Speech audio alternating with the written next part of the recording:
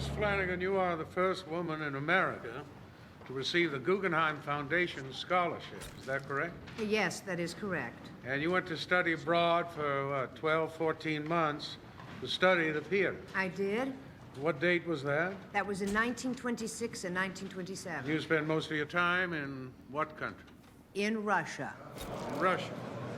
Now, how much time did you spend in Russia, Mrs. Flanagan? I spent 2 months and a half in Russia out of 14 months, but let me say, gentlemen, Did that you those spend 2 more months time there studying the theater than you did in any other country?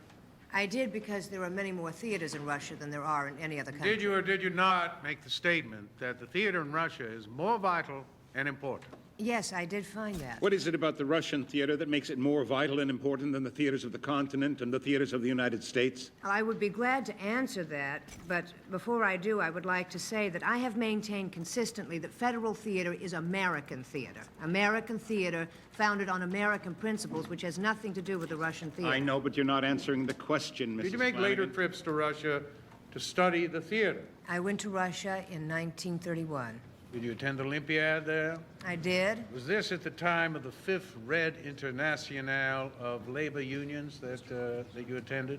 I wouldn't know about that. I was going to see theater. That was my one concern. Are you a member of any Russian organization at the present time? I am not.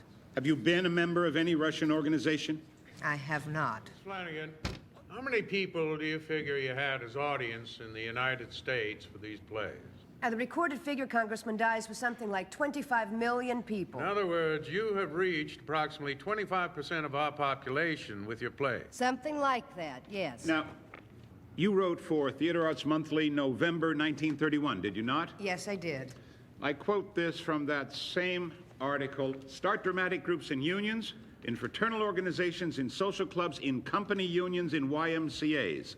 Dot the land from coast to coast. Don't expect profit in money. These theaters exist to awaken the workers. May I interrupt just 1 minute? Please notice that that is a quotation. A quotation, yes. But these are your words I'm quoting. The workers' theaters intend to remake a social structure without the help of money, and this ambition alone invests their undertaking with a certain Marlowe-esque madness. You are quoting from this Marlowe. Is he a communist? I'm very sorry, I was quoting from Christopher Marlowe. Tell us who this Marlowe is so we can get the proper reference, because that is all we want to do. Put in the record that he was the greatest dramatist in the period of Shakespeare, immediately preceding Shakespeare. Of course, we had what some people call communists back in the days of the Greek theater. If you say so. And I believe Mr. Euripides was guilty of teaching class consciousness also, wasn't he? I believe it was alleged against all the Greek dramatists. So we cannot say when it began. Wasn't it alleged also of Ibsen and against practically every great playwright?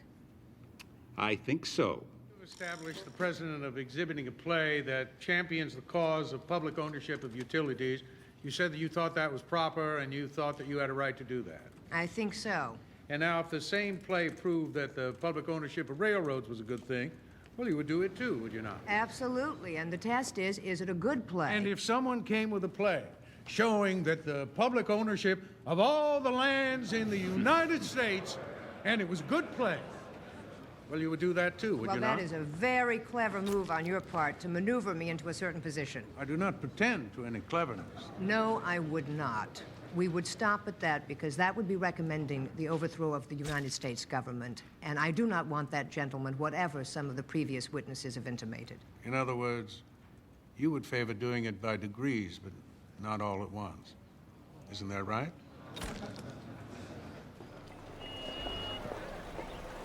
Mrs. Flanagan, we have had a long day, and your testimony has been most illuminating. We will hear from Mr. Alsberg tomorrow. We will adjourn for the evening. Just a minute, gentlemen. Do I understand this concludes my testimony? We will see about it tomorrow. I would like to make a final statement, if I may, Congressman Dies. Mrs. Flanagan, it is very late. We shall see about it tomorrow. Chairman Dies, this committee has heard testimony for 5.5 months from unqualified witnesses. As head of the Federal Theater, I must insist on more time to refute this testimony. It is only fair and decent, sir. Oh, now let's not talk about decency, Mrs. Flanagan. The Federal Theater is hardly a judge of that. Now, excuse me, ma'am. Miss Flanagan, any comment on the proceedings? They're chasing ghosts. I hope to further repudiate their charges tomorrow. What is going on here, He Harry? made Starnes look like a fool, and he's furious. I mean, Margot, a communist? They have to allow me to continue. Oh, they're not asking you back here. I have had 6 hours. You're It's not embarrassing fair. 6 hours. Guys, Hazel Huffman had you're 3 too days. smart She's for a it. clerk. I'm head of the project. You brought intelligence I must and be allowed to reason to these continue. proceedings, and the committee You is have to not talk to interested Roosevelt. in reason and intelligence. You have to talk to This is Roosevelt. a show. This is their show, and they are writing you out of it. Did you hear me? Did you hear me? Roosevelt can make it happen. One press No. release, and I'll be back here in the morning. This is not going to happen. Excuse me. What do you say? I am saying this is not going to happen. Roosevelt is saving his fights. This is politics, Hallie. Give a little, get a little.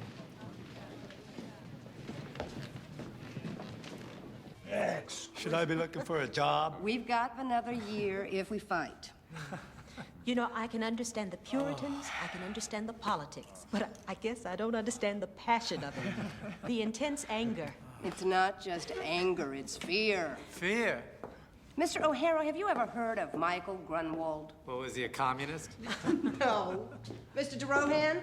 Michael Grunwald, an historian, Elizabethan England, not a communist as far as I can tell. Mr. O'Hara, have you read any of his books? No, Congressman Flanagan. I skipped that course. But you know your history of Elizabethan England. Well, yes, from Shakespeare, Madam Chairman. A playwright, I see. Mr. O'Hara, who was Richard III? A humpback and a killer.